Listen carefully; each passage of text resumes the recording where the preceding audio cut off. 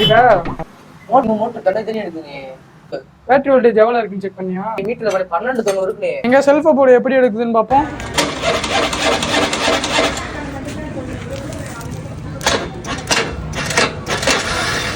இந்த கம்ப்ளைண்ட் மோட்டர்ல வராது இப்ப தம்பி. அப்ப என்னவா இருக்கும்? பேட்டரி லோ டெஸ்ட் பண்ணி பாத்தியா? இல்ல. பாத்தியா? இப்ப என்ன வந்திருக்கு? மோட்டர்ல கம்ப்ளைண்டா பேட்டரியில கம்ப்ளைண்டானே? இப்ப என்ன வந்திருக்கு? பேடன் வந்திருக்கு. அப்ப கம்ப்ளைண்ட் வந்து பேட்டரியில தான், மோட்டர்ல கிடையாது. ஐயோ நீ மோட்டர் தான் கம்ப்ளைண்ட் எடுத்து கஸ்டமர் புது மோட்டர் வாங்கிட்டு வந்துருக்கேன். அவரு வாங்கி கையில கொடுத்து விட்டாரு. என்ன ஒண்ணு என்னடா அப்ப வந்து குசு குசுன்னு பேசிட்டே இருக்கீங்க ரெண்டு பேரும், என்னாச்சு?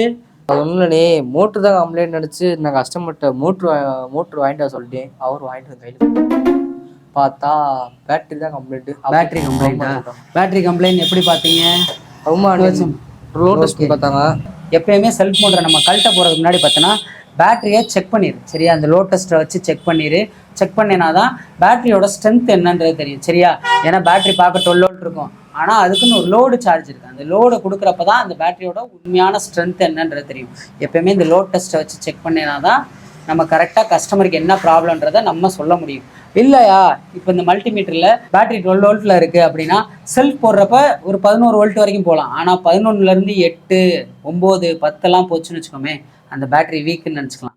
இந்த 2 மெத்தடை யூஸ் பண்ணி ஈஸியாக நீ கண்டுபிடிச்சிடலாம் சரியா. இந்த மோட்டர் என்ன பண்ணா விட ஒன்றும் இல்லை, நம்ம கஸ்டமர்கிட்ட பேசி இந்த மோட்டரை நம்ம எடுத்துகிட்டு கஸ்டமருக்கு நம்ம பேட்டரியை போட்டு கொடுத்துருவோம் சரியா. பசிக்குது, மணி 10 ஆச்சு. பார்த்துட்டு எடுத்து ஹோட்டல் சாப்பிட போவோம் வா. போமா இல்லை வந்து அடிச்சுக்குமா? பசிக்குது ரொம்ப. இந்த வண்டியை முடிச்சுட்டு எல்லாத்துக்கும் வா. நே